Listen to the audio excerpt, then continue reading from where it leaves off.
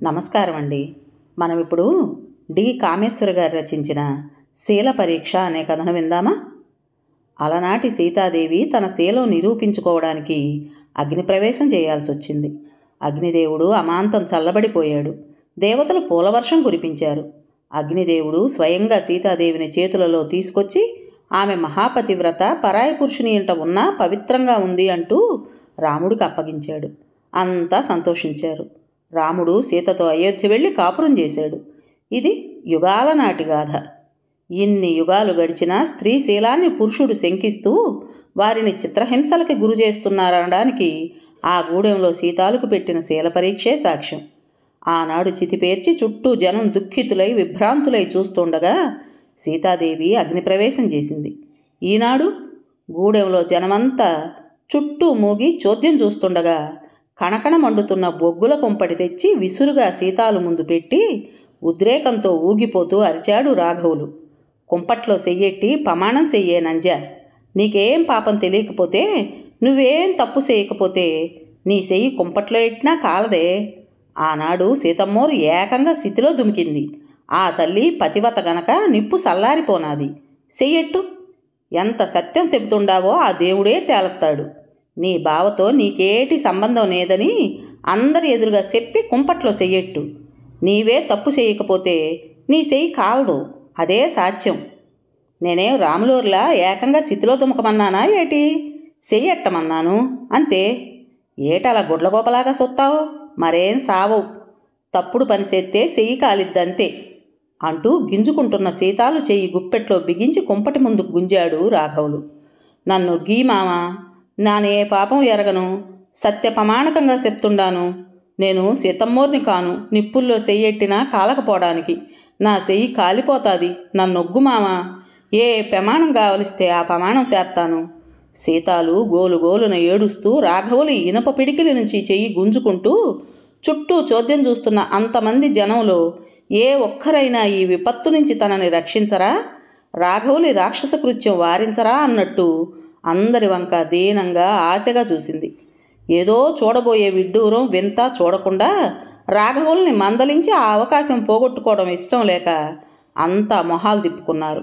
కుంపట్లో చెయ్యి పెడితే సీతాల చెయ్యి కాలుతుందా లేదా? కాలితే సీతాలకు నిజంగా బావతో తప్పుడు సంబంధం ఉన్నట్టు, కాలకపోతే సీతాలు నిజంగా నిరపరాధి. అది చూడాలని అందరూ మహా ఆరాటంగా కుతూహలంగా ఎదురు చూస్తున్నారు. అప్పా, నువ్వన్నా చెప్పే, నేనే పాపం ఎరగనే. బావురుమంటూ పక్కింటి పద్దాలు వంక దీనంగా చూసింది సీతాలు. సింహాద్రన్న, ఆ భగవంతుడు సాక్షిగా నాకేం తెలవదన్నా, నా చెయ్యి కాలిపోతాది, రక్షించన్నా. ఏ భగవంతుడు దిగివచ్చి సీతాదేవిని రక్షించినట్లు తనని రక్షించడం తెలిసినా సీతాలు కనీసం మానవత్వం ఉన్న ఏ ఒక్కడన్నా ఈ ఆపద నుంచి రక్షించరా అన్నట్టు దీనాతి దీనంగా చూసింది. ఒరేయ్, ఆడకూతురు ఏడత్తుందిరా, నిప్పుల్లో చెయ్యెట్టితే కాలకపోవడానికి అదేం సీతమ్మోరా? అది తప్పు చేస్తే 4 తిట్టు కొట్టు, అంతేగాని ఇదేం పనిరా అన్నాడు సింహాద్రి జాలిపడుతూ. ఊరుకోయేసే, నీకు తెల్దు. శివాట్లు చెప్పు దెబ్బల స్టేజీ దాటిపోనాదిరా. నా నోరు నొప్పి చెయ్యి నొప్పి తప్పు అది ఒప్పుకోదురా. ఈ దెబ్బతో అటో ఇటో తేలిపోవాలి. రాఘవులు కోపంగా పంతంగా సీతాలను కొప్పుపట్టి మరింత ముందుకు ఈడ్చాడు. ఎంత గింజుకున్నా ఎంత ఏడ్చినా రాఘవుల నుంచి తప్పించుకోలేనని, తనని ఎవరూ కాపాడరని అర్థం కాగానే మేట నొక్కినట్టు ఏడుపు ఆపేసింది సీతాలు. మొగుడు వంక తిరస్కారంగా ఏహ్యంగా కసిగా చూస్తూ, చెయ్యేం కర్మ, సీతమ్మోర్లా సితి పేర్పించు, ఏకంగా మంటల్లో దూకి సస్తా, నా పేడ నీ పేడ ఎరగడవుద్ది, చచ్చన్నా సుఖపడతా. ఎల్లు సితిపేర్చు. నీ చేతిలో రోజు సావు దెబ్బల కంటే ఈ సావు నయం. నేను మరో సీతమ్మోర్నైపోతాను. నీతో కాపురం కంటే ఏ సావన్నా నయమే. చావుంటే సితిపేర్చు. ఎగిసిపడుతున్న గుండెలతో తీక్షణంగా చూస్తూ సవాల్ చేసింది. అసలే తాగిన మత్తులో ఉన్న రాఘవునికి ఆ సవాల్తో తిక్కరేగింది. సీతమ్మోరు అయిపోతావులే గుడిసెట్నంజా. ఆ అమ్మోరి పేరెత్తే హక్కు నీకుందిటే ముందు చెయ్యెట్టి ఆనక మాట్లాడు. నీ దొంగేసాలు నా కాడ కావు. ఇయాల నిన్నొగ్గేది లేదు. ఈ దెబ్బతో నీకు మొగుడు నేనో ఆడో తేలిపోవాలా అంటూ క్రోధంగా చెయ్యిలాగి కుంపట్లో పెట్టాడు. కెవ్వుమంది సీతాలు శక్తంతా కూడగట్టుకుని రాఘవుల్ని ఒక్క తోపు దోసి మెరుపులా గుడిసె బయటికి పరిగెత్తింది. వెనక్కి పడ్డ రాఘవులు ఒక్క ఉదుటున లేచి, ఎక్కడికి పోతావే నంజా అంటూ 4 అడుగులు పరిగెత్తి సీతాలు జుట్టు పట్టుకు లాక్కొచ్చి నడుం వంచి 4 గుద్దులు గుద్ది కాలితో కుమ్మాడు శక్తి కొద్దీ. చూస్తున్న అంతమందిలో ఏ ఒక్కరూ నోరు మెదపలేదు. వాళ్ళిద్దరూ మొగుడు పెళ్ళాలు. పెళ్ళాన్ని తిట్టే హక్కు, కొట్టే హక్కు మొగుడుకుందన్నట్టు కలగజేసుకోవడానికి మనమెవరం అన్నట్టు తమాషా చూస్తూ నిలబడ్డారు. కొందరు కాస్త జాలిగుండె గలవాళ్ళు అయ్యో పాపం అనిపించినా ఏమంటే ఏం తప్పో మనకెందుకు అన్నట్టు ఊరుకున్నారు. సీతాలు ఏదో చేసే ఉంటుంది, లేకపోతే ఆ మొగుడికి అంత కోపం ఎందుకు వస్తుంది, ఏం జరుగుతుందోనని మరికొందరు నిర్లిప్తంగా ఉండిపోయారు. ఆఖరికి ఓ ముసలాడు ముందుకొచ్చి, ఒరే రాఘవులు, వదిలేయిరా, ఆడకూతురు చచ్చిపోగలదు. అది చచ్చిందంటే పోలీసోళ్ళు నిన్నట్టుకెళ్ళి జైల్లో దొయ్యగలరు. నీకిట్టం లేకపోతే ఏలుకోవడం మానేయి. అంతేగాని దాన్నిట్లా నిప్పుల్లో చెయ్యెట్టమనడానికి నీకేం హక్కుందిరా అన్నాడు మందలిస్తూ. కొందరు అవునన్నట్లు తలాడించారు. మరికొందరు చూస్తామనుకున్న వింత చూడమేమోననిపించి ఆరాటంగా రాఘవులు ఏమంటాడోనని చూశారు. ఎలండేస్, దాన్ని సంపుతే జైలుకెళ్ళాలని తెలిదేటి, అందుకే చెయ్యట్టమన్నాను, లేకపోతే ఏకంగా సితే పేర్చేవాణ్ణి. ఒరేయ్ పాపం అది గోలెడుతుందరా, ఏ పాపం తెలవదని ఆ బావని పిలిపించి పంచాయతీ ఎట్టించు. ఇదేం పనిరా? ముసలాడు సర్ది చెబుతున్నాడు. తనకి సపోర్టు తగ్గిపోతుందని గుర్తించేసరికి రాఘవులకి తిక్కరేగింది. ఏయ్ ముసలి, నోరు మూసుకుపో. నా పెళ్ళం నా ఇట్టం, చెప్పడానికి మీరంతా ఎవళ్ళు? పొండెహ, ఈ రోజుతో దీని సంగతి తేలిపోవాలా. అందరినీ ఒక కసురు కసిరి సీతాలు చెయ్యిలాగి కుంపట్లో నొక్కి పట్టాడు. సీతాలు భయంకరంగా అరిచింది. గింజుకుంటున్న చెయ్యి బలంగా నొక్కిపట్టాడు. కెవ్వు కెవ్వుమని అరవసాగింది. నిప్పుల్లో పెట్టిన చెయ్యి ముందు నల్లగా వంకాయ కమిలినట్టు కమిలిపోయింది. అప్పటికే బాధ భరించలేని సీతాలు తెలివి తప్పి కుప్పకూలిపోయింది. అరేయ్, నువ్వు మడిసివుగావురా, రాక్షసుడివిరా, దాన్ని నొగ్గుతావా, పోలీసు వాళ్ళని పిలవమన్నావా? ముసలాడు రాఘవుల మీద కలియబడి సీతాలు చెయ్యి కుంపట్లోంచి లాగేశాడు. అంతవరకు ఏదో అంతా చూద్దామనుకున్న అందరూ సీతాలు కేకలకి చలించిపోయారు. ఆ చెయ్యి చూసి దడిసిపోయారు. అందరూ ఒక్కుమ్మడిగా రాఘవుల్ని దుయ్యబడుతూ తిట్టడం ఆరంభించారు. అయ్యయ్యో, చెయ్యి చూడు, కుమ్ములో పెట్టిన వంకాయలా ఎలా మాడిపోయిందో. నీళ్ళొట్టుకొచ్చి మొహం మీద చల్లండిరా. వీడి జిమ్మాడా, వీడనుమానం మండిపోను. ఎంతైతే మాత్రం చెయ్యిగాలుస్తాడా? మడిసా రాక్షసుడా? తన్నండిరా ఎదవని. బేగెళ్ళి పోలీసులు నట్టుకురండి. అంతా తలో మాట అంటూ గలబాగా అరుస్తూ సీతాల మీద సానుభూతి కురిపిస్తూ మాట్లాడుతున్న అందరి దృష్టి సీతాలు చెయ్యి మీదుంది. అప్పటికి చెయ్యి బొబ్బలెక్కి నల్లగా మాడి వికృతంగా మారింది. ఎవరో పరిగెత్తి నీరు తెచ్చి మొహాన జల్లారు. ఎవరో ఇంత కొబ్బరి నూనె తెచ్చి చేతికి రాశారు. అందరూ తన మీదకి ఎదురు తిరగటంతో రాఘవులు కాస్త తగ్గాడు. సీతాలు కాలించేయి చూశాక వాడి తాగిన మత్తు సగం తగ్గింది. అయినా అందరి ముందు తగ్గిపోవటం ఇష్టం లేక సమర్థించుకుంటూ, చూడండిరా, దాని చెయ్యి చూడండి ఎట్ట కాలిపోనాదో, అది తప్పు చేయబట్టే కాలిపోనాది, ఇంకేం సాక్ష్యం కావాలి అన్నాడు. నోరుముయ్ తాగుబోతు నంజి కొడక, కుంపట్లో చెయ్యెడితే కాలదా? సీతమ్మోరు నిప్పుల్లో దుమికిందని విన్నాం, అది కథ. నిజంగా జరిగిందో లేదో చూసొచ్చావురా ఎదవా? నిజమే అయితే ఆ అమ్మ అమ్మోరు, సీతాలు మామూలు మడిసి. చెయ్యి గాలితే తప్పుడు పని చేసినట్ట. ఇక్కడున్న ప్రతి ఆడకూతురు చెయ్యి కుంపట్లో ఎట్టి చూడు, కాలిద్దో లేదో. నీకు పాడుబుద్ధి ఎట్టా పుట్టిందిరా? నీకు దాని మీద అనుమానమైతే నలుగురి ముందు దాంతో కాపురం చేయనని ఇడిసిపెట్టేయాలి గాని చెయ్యి కాలుస్తావా? ముసలాడు ఉద్రేకంగా అరిచాడు. అంతా ఒక్కమ్మడిగా తలో మాట అన్నారు. రాఘవులకి అందరి ముందు దోషిలా నిలబడాల్సి వచ్చినందుకు కోపం ముంచుకొచ్చింది. నీవెవడురా చెప్పడానికి? నా పెళ్ళం, కొట్టుకుంటా కాల్చుకుంటా, మీరంతా ఎవరహే అడగడానికి పౌరుషంగా అన్నాడు. ఎవరమా? మడుసులం, నీలా జంతువులం కాదు. నీ పెళ్ళామని సంపుకుంటా కాల్చుకుంటా అంటే పోలీసోళ్ళు ఊరుకోరు. ఉండు, పోలీసోడిని అట్టకొత్త, ఆడికాడ చెప్తే గాని ఈ కబురు. అరే అప్పిగా, పరిగెత్తెళ్ళి పోలీస్ స్టేషన్ కాడ చెప్పిరారా. ముసలాడు కోపంగా అన్నాడు. పోలీసోళ్ళ మాట తరువాత, ముందు దాని సంగతి చూడండిరా. చస్తదో ఏటో తెలివి రానేదు. బేగి డాక్టర్ కాడికి తీసుకెళ్ళండిరా. ఓ ముసలమ్మ సీతాలు మొహం మీద మళ్ళీ నీళ్లు జల్లుతూ అంది. సీతాలకి తెలివి రాలేదు. ఎవరో వెళ్ళి గబగబా రిక్షా పిలుచుకొచ్చారు. ఇద్దరు ముగ్గురు కలిసి సాయం బట్టి రిక్షాలో కూర్చోబెట్టారు. పక్కింటి పద్దాలు సీతాలను పట్టుకుని కూర్చుంది. చుట్టూ జనం చేస్తున్న హడావిడి, పోలీసుల్ని పిలుస్తాననడం, సీతాలుకి తెలివి రాకపోవటం అవన్నీ భయపెట్టాయి రాఘవుల్ని. అప్పటికి తాగిన మత్తు పూర్తిగా దిగింది. తను చేసిన పనికి బెదరసాగాడు. వీడి జిమ్మాడా, ఎంత పని చేసిండు, ఆడు మడిసా రాక్షసుడా, అదేం పాపం చేసిందని కాల్చుకు తింటున్నాడు, దానికి బావ ఒకడుండడం పాపంలాగుంది, వీడి అనుమానం మండిపోను అంటూ మెటికలు విరిచి తిట్టుకుంటూ ఎవరి దారిన వారు వెళ్ళారు. నిజంగా సీతాలకు బావ ఒకడుండడం దాని పాపమే, అదే దాని తప్పు. చిన్నప్పుడు తల్లి తండ్రి లేని రాములు మామ ఇంటి దగ్గర పెరగడం, చిన్నప్పటి నుంచి ఒకచోట కలిసిమెలిసి ఉండి ఒకరి మీద ఒకరికి అనురాగం అభిమానం కలగడమూ సీతాలు తప్పే. చిన్నప్పటి నుంచి నీ మొగుడు అంటూ ఇరుగు పొరుగు హాస్యాలాడి ఆ చిన్నపిల్ల మనసులో బావ పట్ల అనురాగం పెంచడమూ సీతాలు తప్పే. వయసుతో పాటు మమతలు పెరిగి ప్రేమ అంకురిస్తే ఇది సీతాలు తప్పే.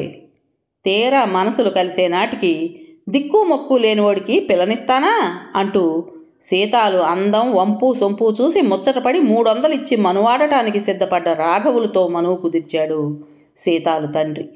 తండ్రికి ఎదురు చెప్పే ధైర్యం సీతాలకు లేదు. రాముల కంటే రాఘవులు డబ్బున్నవాడు. సీతాలు అదృష్టం కొద్దీ రాఘవులు దొరికాడంటే కాబోలనుకుంది.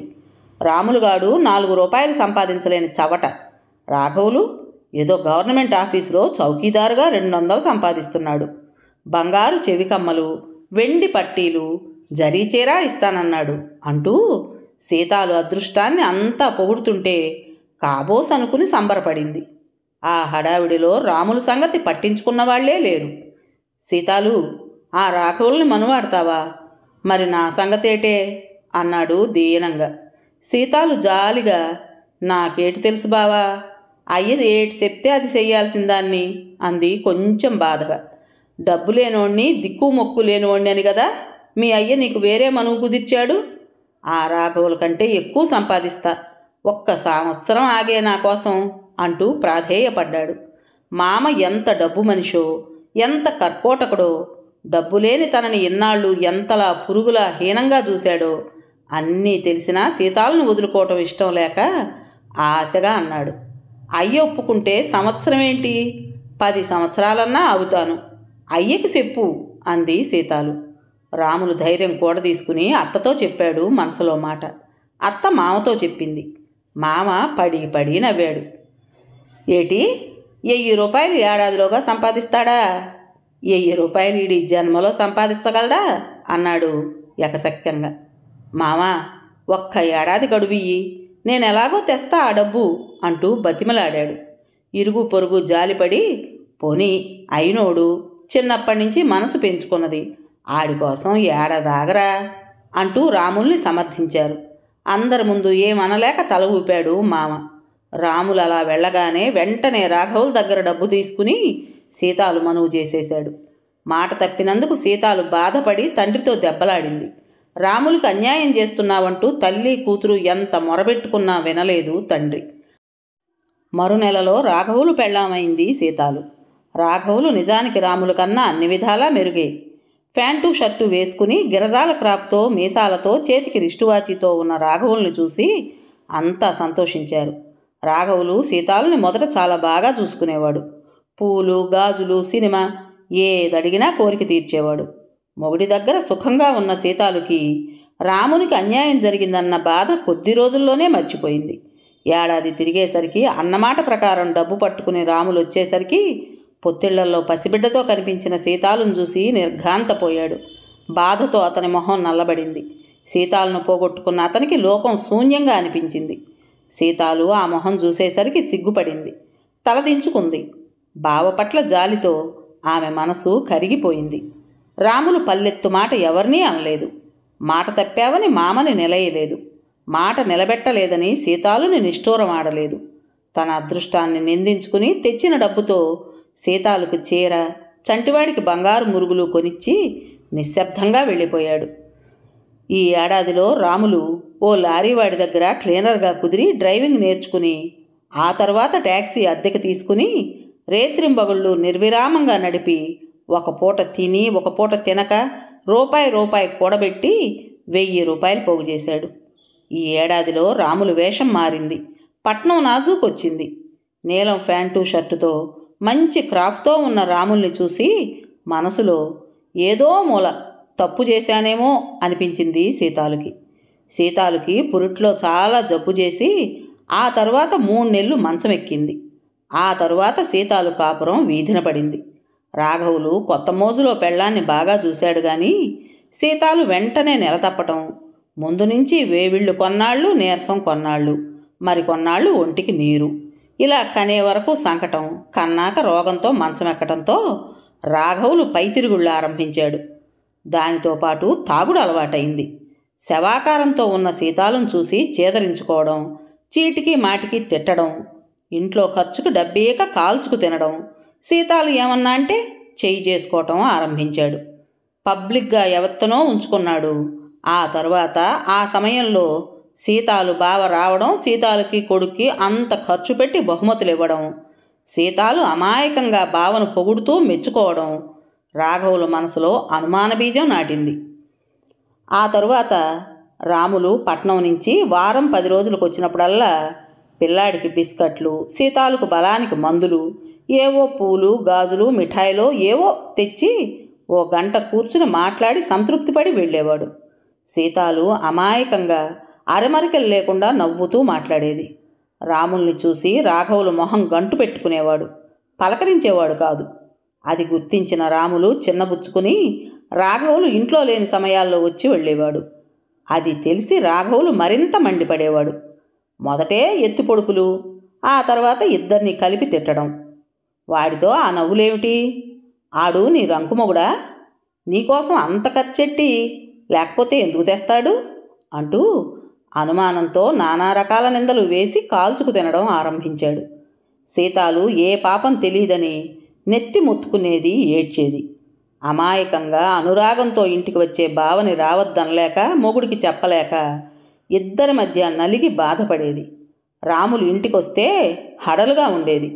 ఆ రోజు మరింత కసిగా తన్నేవాడు రాఘవులు. సీతాలు ఏడుస్తున్న కొద్దీ ఆమెను అంతకంతా హింసించి ఆనందించే పైశాచిక ప్రవృత్తి చోటు చేసుకుంది రాఘవులలో. ఆఖరికి రాఘవులు బాధపడలేక సీతాలు బావకు ఉన్న సంగతి చెప్పింది. రాములు నిర్ఘాంతపోయాడు. తనకి ఆలోచన రానందుకు నొచ్చుకున్నాడు. తన వల్ల సీతాలు పడ్డ బాధకి జాలిపడ్డాడు. ఇక మీదట రానని సీతాలను ఓదార్చాడు. అన్నమాట ప్రకారం 10 రోజులుగా రాములు రాలేదు. సీతాలు రాఘవులి చేతిలో బాధపడడం, ఇంటి ఖర్చు కన్నా డబ్బివ్వక కాల్చుకు తింటున్నాడన్నది విన్న రాములు ఆ రోజు ఎవరో ట్యాక్సీ వాడు ఈ ఊరు వెళ్తుంటే సీతాలకిచ్చిరమ్మని 20 రూపాయలు, పళ్ళు, బిస్కెట్లు పంపాడు. ఆ ట్యాక్సీ వాడు సీతాలకు అన్నీ ఇచ్చి వెళ్ళిపోతుంటే అట్నుంచి వస్తున్న రాఘవుల కంట ఆ ట్యాక్సీ పడింది. ఆ మట్టి రోడ్డున ఇంత దుమ్ము రేపుకు వెళ్తున్న ట్యాక్సీలో ఉన్నది రాములే అనుకున్నాడు.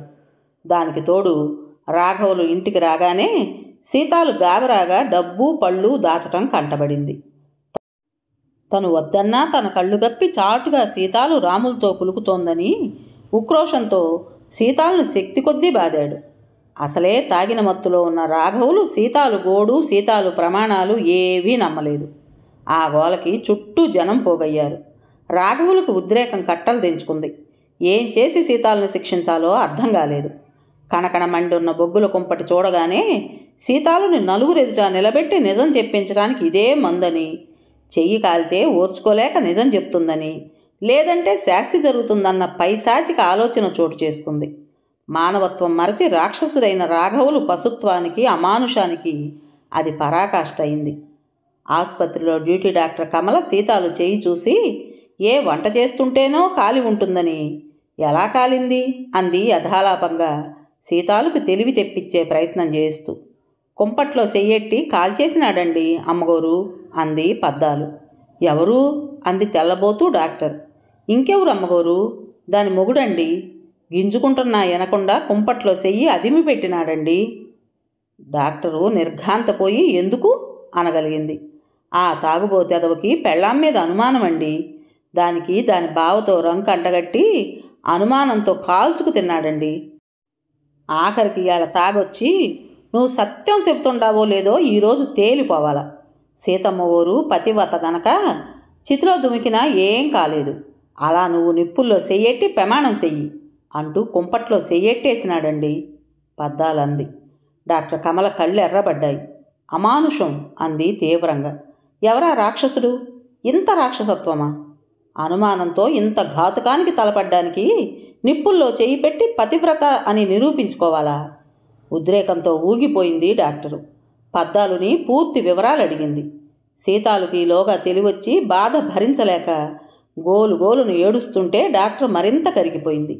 నానే పాపం ఎరగనమ్మగోరు, నా చెయ్యి నిప్పుల్లో ఎట్టి కాల్చినాడు, నేనింకాడితో బతకలేనమ్మగోరు, ఈ బాధ నే భరించలేను, నన్ను చంపేయి డాక్టరమ్మా అంటూ దయనీయంగా ఏడ్చింది.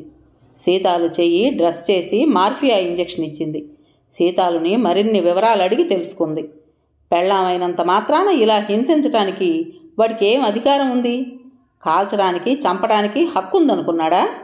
ఉండు, వాడిని పోలీసులకు పట్టిస్తాను, వాడి పని తేలుస్తాను, క్రిమినల్ కేసు పెట్టిస్తాను అంటూ కోపం పట్టలేక అప్పటికప్పుడు పోలీసులకు ఫోన్ చేసి ఇన్స్పెక్టర్తో మాట్లాడి కేసు ఫైల్ చేసింది. ఇలాంటి వాళ్ళని వదలకూడదు, వాడికి బుద్ధి రావాలి అంది కోపంగా కమల. మరో 2 గంటల తర్వాత పోలీసులు రాఘవులను అరెస్ట్ చేసి తీసుకెళ్లారు. ఇంటికెళ్ళబోయే ముందు డాక్టర్ కమల తన లాయర్ ఫ్రెండ్ అనసూయ ఇంటికి వెళ్ళింది. ఓరకరారు మహాత్ములు, ఏదో పెద్ద విశేషమే ఉండాలి. ఏమిటది? కేసు కాగితాల మధ్య నుంచి తలెత్తి స్నేహితురాల్ని సాదరంగా ఆహ్వానించింది అనసూయ నవ్వుతూ. నిజంగా విశేషమే. ఈ కలియుగంలో కూడా ఆనాడు సీతాదేవికి శీల పరీక్షకు చితిపేర్చినట్టు ఒక భర్త భార్య చెయ్యి నిప్పుల్లో పెట్టి శీల పరీక్ష చేశాడు. ఇది నమ్ముతావా? ఉద్రేకంగా అంది కమల. అనసూయ ఒక్క క్షణం ఆశ్చర్యపోయి, కూల్ డౌన్ మై డియర్, ముందు కూర్చో, కాసిన కాఫీ గట్రా తాగాక స్థిమితంగా చెప్పు అంది నవ్వి. నమ్మవా నా మాట? ఉద్రేకమా? ఆ అమాయకురాల్ని పట్టుమని 20 ఏళ్ళు లేని ఆ పిల్లని చూస్తే ఆ మొగుడు రాస్కెల్ని చావదన్నాలనిపించింది. ఇలాంటి అమానుషం ఎక్కడన్నా విన్నావా? ఓ బోలెడన్ని కేసులు చూశాను.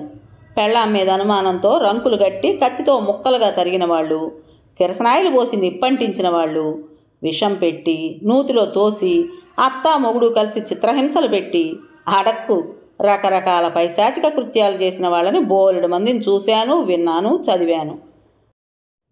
అదంతా సరే, ఈ వెధవ పెళ్ళానికి శీల పరీక్ష పెట్టాడే దొంగరాస్కెల్.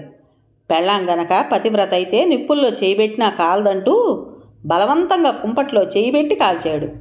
ఆనాడు సీతాదేవి పవిత్రురాలు గనక మంటల్లో దుమికినా ఏం కాలేదని పైగా నీతులు చెప్పాట. రామాయణం నుంచి వాడికి నచ్చిన పాయింట్ ఇదన్నమాట. ఆ వెధవని క్రిమినల్ కేసు మీద జైల్లో తోయించాలి. ఇలాంటి వెధవలకి బాగా బుద్ధి చెప్పాలి. అను, నువ్వు ఈ కేసు తీసుకోవాలి, నీ ఫీజు నేనిస్తాను. ఈ యుగంలో కూడా పెళ్ళాలని ఇలా అనుమానంతో కాల్చుకు తినే మగాళ్ళకి ఈ కేసు పాఠం కావాలి. లాయర్గా నీ ప్రతిభ చూపించు, ఖర్చులు నావి. నిజంగా ఆ పిల్లని చూసి చలించిపోయానే. ఏమైనా సరే ఆ పిల్లకి న్యాయం జరగాలి. ఎంతైనా పర్వాలేదు, బోలెడు డబ్బు సంపాదిస్తున్నాను. ఆ డబ్బుతో కొంచెమైనా ఒక ఆడదానికి న్యాయం జరగటానికి ఖర్చు పెట్టడం కంటే సంతోషం ఏముంటుంది? అంచేత ఆ కేసు నీకప్పగిస్తున్నాను. ఆఖరణ బిల్లు పంపించు అంది డాక్టర్ కమల. ఏడ్చావు, డబ్బిస్తావా నాకు? ఒసేయ్, నేను ఆడదాన్ని. ఒక ఆడదానికి జరిగిన అన్యాయాన్ని ఎదుర్కోవడానికి నీవు నాకేం ఫీజు ఇవ్వక్కర్లేదు. ఈ అన్యాయాన్ని రూపుమాపడానికి చేయూతనివ్వవలసిన బాధ్యత కొంత నా మీద ఉంది. Don't worry, I will take up this case. వాడి భరతం పడతాను. ఆ వివరాలన్నీ చెప్పు అంది కుతూహలంగా అనసూయ. పద్దాలు సీతాలు ద్వారా సేకరించిన సమాచారం అంతా చెప్పింది కమల. పాయింట్స్ నోట్ చేసుకుంది అనసూయ. కమల ఆవేశం ఆమెకు అర్థమైంది. స్త్రీలకు జరిగే అన్యాయాలు చూసి ఆమె సహించలేదు. ఆ అన్యాయాలను ఎదిరించడానికి చేతనైనంత కృషి చేస్తుంది. అనసూయకి కేసు అప్పగించితే ఇక నిశ్చింతగా ఉండవచ్చని కమలకి తెలుసు. ఆ రోజు సీతాలు కేసు కోర్టులో హీరింగ్కి వచ్చింది. అనసూయ ఆ రోజు విజృంభించింది కోర్టులో. యువర్ ఆనర్, నా క్లయింట్ సీతాలు ఈ దేశంలో ఆడదానిగా పుట్టినందుకు అనుభవించిన శిక్ష ఏమిటో విన్నారు, కళ్ళారా చూశారు. అమానుషంగా నిప్పుల్లో పెట్టి చెయ్యి కాల్చడం మానవత్వం ఉన్నవాళ్ళు చేయాల్సిన పని కాదు. యువర్ ఆనర్, యుగ యుగాలుగా తరతరాలుగా పురుషుడు స్త్రీశీలాన్ని శంకించి ఆమెను చిత్రహింసలకి గురిచేయడం గురించి ఎన్నెన్నో కథలు విన్నాం. ఈ విషయంలో తరతరాలుగా స్త్రీకి అన్యాయం జరుగుతూనే ఉంది. చరివిత చరణం అన్నట్టు ఎన్ని యుగాలు గడిచినా, మనం ఎంత పురోగమించినా పురుషుడు మాత్రం స్త్రీ శీలానికి అతి ప్రాముఖ్యతనిచ్చి ఆమె శీలాన్ని, పాతివ్రత్యాన్ని శంకిస్తూ చిత్రహింసలకి గురిచేస్తూనే ఉన్నాడు. అసలు ఈ శీలం అంటే ఏమిటి? స్త్రీ శీలానికి ఇంత ప్రాముఖ్యత ఎందుకు, ఎవరు ఎప్పుడు ఇయ్యడం ఆరంభించారు? పురాణ కాలం నుంచి స్త్రీ శీలానికి అతి విలువ ఇచ్చి, స్త్రీకి అన్ని సంపదలను మించినది శీల సంపద అని, ప్రాణం కన్నా మానం గొప్పదని, స్త్రీ ఎట్టి పరిస్థితుల్లోనూ పవిత్రత పోగొట్టుకొనరాదని, అలా శీలం కోల్పోయిన స్త్రీ రౌరవాది నరకంలో పడుతుందని, స్త్రీ పతిని భక్తితో కొలిచి పవిత్రంగా ఉంటే ఆమెకి ఉత్తమలోకం సంప్రాప్తమవుతుందని ఎన్నెన్నో పురాణాల్లో చెప్పారు. సీత, సావిత్రి, అనసూయ మొదలైన పతివ్రతల కథలు చదివాం. రామాయణంలో పరపురుషుని ఇంట ఉన్నందుకు సీతాదేవి తన పవిత్రతను నిరూపించుకోవడానికి అగ్నిప్రవేశం చేయాల్సి వచ్చింది. సీతాదేవి స్త్రీలకు ఆదర్శమూర్తి అన్నట్టు నిరూపించడానికి ప్రయత్నించబడింది. శీలం ఒక్క స్త్రీకే గాని పురుషునికి అవసరం లేదా? పురుషుడు భోగలాల సత్వంతో ఎంతమంది స్త్రీల పొందుగోరినా తప్పులేదా? అపవిత్రత అతనికి అంటదా? పురుషుడు ఎంతమంది స్త్రీలను పొందినా లేని తప్పు స్త్రీ కళ్ళెత్తి పరాయి పురుషుని చూస్తేనే ఘోరాపరాధం ఎలా అయింది? పురుషునికైనా శీలం కావాలని ఏ పురాణైతిహాసాలలో ఎందుకు చెప్పలేదు? ఒక్క రామాయణంలో రాముడు మినహా మిగతా పురాణ పురుషులంతా అనేక మంది స్త్రీల పొందుగోరి సుఖించినట్లు చూపారు. దేవేంద్రాది మహామహులంతా పబ్లిక్గా రంభా ఉరవసుల పొందుతో సుఖించారు. భర్త వేశ్య పొందు కోరితే భార్య రోగిష్టి భర్తని స్వయంగా మోసుకుని ఆ వేశ్య దగ్గరికి తీసుకువెళ్ళింది. అదే సీతాదేవి కేవలం పరాయి పురుషుని ఇంట ఉన్నందుకే అగ్నిప్రవేశం చేయాల్సి వచ్చింది. దీన్ని బట్టి మనకు తెలుస్తున్నదేమిటి?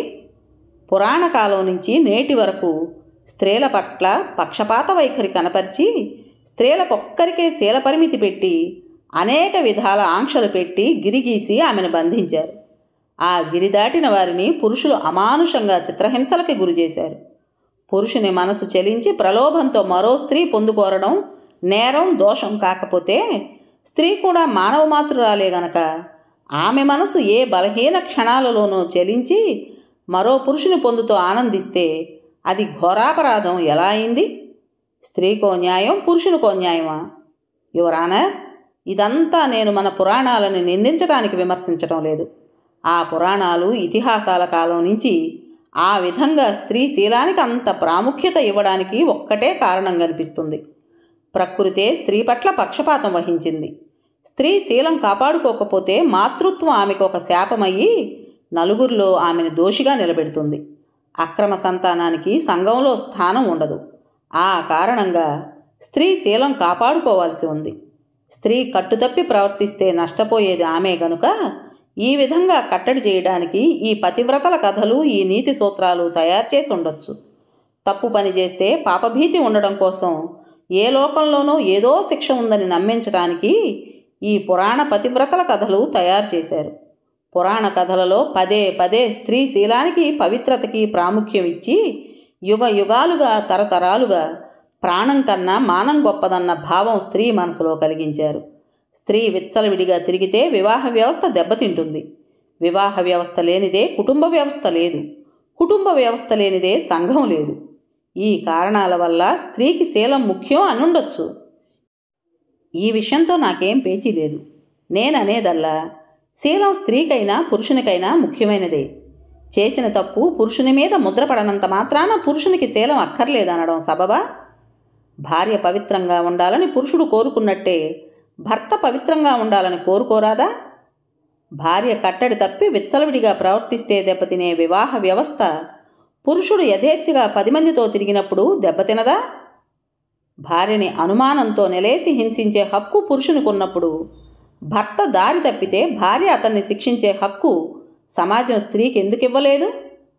ఈ పురాణాలన్నీ పురుషులు రాసినవి గనుక పురుషునికో నీతి, స్త్రీకో నీతి అని రాశారు.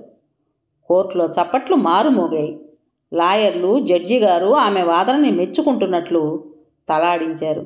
ఆ ప్రోత్సాహంతో అనసూయ మరింత ఉద్రేకంగా యువర్ ఆనర్, ఈ సీతాలు భర్త తాగుబోతూ వ్యభిచారి, అయినా భార్య మాత్రం పవిత్రంగా ఉండాలని కోరుతున్నాడు. తను పబ్లిక్గా మరో స్త్రీని ఉంచుకున్నా భార్య కేవలం ఆమె బావతో మాట్లాడినంత మాత్రాన అనుమానించి ఆమె పవిత్రతని శంకించి ఎన్నో రోజులుగా ఆమెను చిత్రహింసలకి గురి చేస్తున్నాడు. భర్త తనని నిలేసినట్లు భర్త పవిత్రుడు కాడని తెలిసినా సీతాలు అతన్ని నిలేసే హక్కు ఆమెకి మన సమాజం ఎందుకు ఇవ్వలేదు? తన పుట్టింటి తరపు వ్యక్తి వస్తే స్వతంత్రంగా అతనితో మాట్లాడే హక్కు, స్వాతంత్రం ఓ స్త్రీకి లేదా? సీతాలు భర్త చదువు సంస్కారం లేనివాడు అనుకుందాం.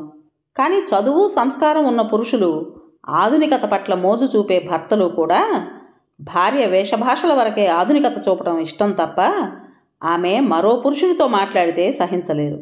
వారు ఇతర స్త్రీలతో చనువుగా మాట్లాడవచ్చునని, భార్య ఏ పురుషునితోనైనా కాస్త చనువుగా మాట్లాడితే శంకించి అనుమానాలతో ఆమెని రకరకాలుగా హింసిస్తుంటారు. ఇదంతా ఎందుకు జరుగుతుంది? వివాహ వ్యవస్థలో భార్య భర్త ఒకరికొకరు నీతికి నిజాయితీలకి కట్టుబడి ఉండాలన్నది నిజమే. శీలం కోల్పోయిన స్త్రీని శిక్షించే హక్కు భర్తకున్నట్టే పవిత్రంగా లేని భర్తని నిలేసి అడిగే హక్కు భార్యకి ఉండాలి. భార్య భర్త పట్ల విధేయురాలై ఉన్నా, పవిత్రంగా ఉన్నా, ఏ కర్మవశానో బలాత్కారంగా ఆమెను ఎవరో మానభంగం చేసినా ఆ తప్పు స్త్రీదే అన్నట్టు పురుషుడు ఆ స్త్రీని ఏలుకోవడానికి ఇష్టపడడు.